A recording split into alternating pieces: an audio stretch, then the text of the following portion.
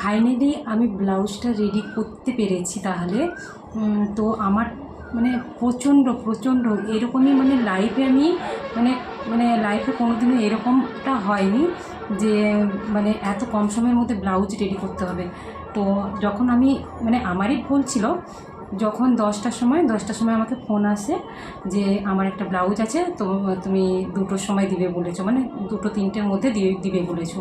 তো আমি তো ভুলেই গেছি, আমার মাথা খারাপ। আমি 10টার সময় কেটে রেডি করেছি। তার মাঝখানে আমার রান্না ছিল, সমস্ত কিছু কাজ ছিল, কিভাবে যে রেডি করেছি সেটা আমি নিজেই জানি। তো ব্লাউজটা তোমাদের দেখাচ্ছি কীরকমই ডিজাইনটা ছিল। এই দেখো ডিজাইনটা আমি এত তাড়াতাড়ির মধ্যে কেমন হয়েছে কিন্তু অবশ্যই জানাবে। অনেকটা তাড়াতাড়ি সময়ের মধ্যে রেডি করেছি।